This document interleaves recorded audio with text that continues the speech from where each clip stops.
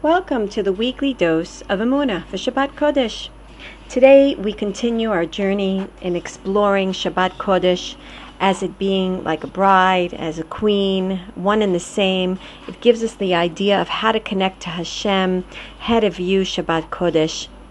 So, like a bride, Shabbat comes in also in its veil.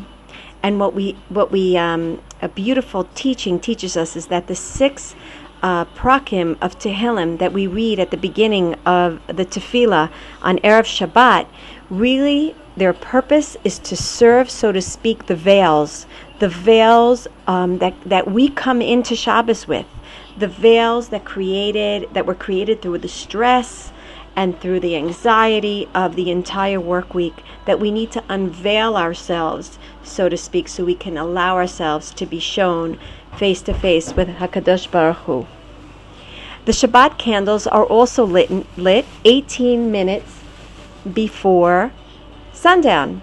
And the reason why they're lit 18 minutes before sundown is because there's a spiritual meaning in that as well. As we know that 18, the number is high. And so we know through Jewish teaching that there's a great value to high, to 18.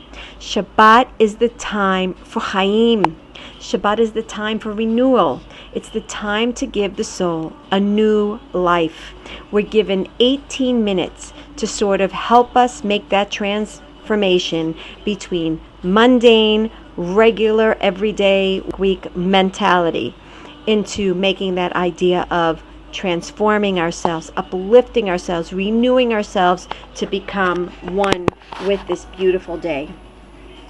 Another thing we find in Shabbat, which is beautiful, that's very reminiscent of the idea of the Shabbat bride, is, of course, we know the beautiful song of the Shir HaShirim, the Song of Songs, and the whole allegory between the union and the end of the exile, of the loneliness, that whole concept of a bride coming once to unite with her groom forever and for eternity.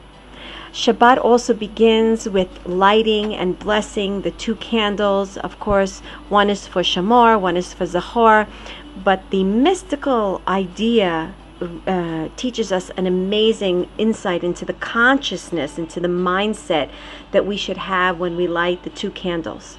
So the Kabbalists teach us that the first candle actually represents what's called the Shekhinah consciousness. Now we know that the Shekhinah is with us, Be'ezrat Hashem, that spirit of the feminine manifestation and quality of Hashem is with us throughout the work week. It fills our activities of daily life, and it gives us connection. It fills us with compassion.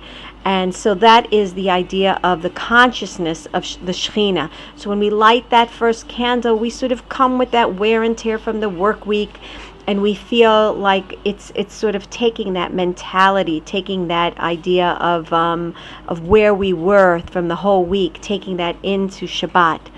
And the second candle, though, comes to uplift us. The second candle represents, so to speak, HaKadosh Baruch Hu, the state of consciousness of a king, of a Melech Kadosh, of the idea of eternity, that flow of eternity, of kingship, of sovereignty over the entire world. And so when we light the candles, we bring together the Shekhinah, which has been sort of, so to speak, dragged along and worn and torn throughout the whole work week. She's coming together and uniting with her king, the king that represents that there's an extension, there's another end to this world, and Be'ezrat Hashem, the two unite.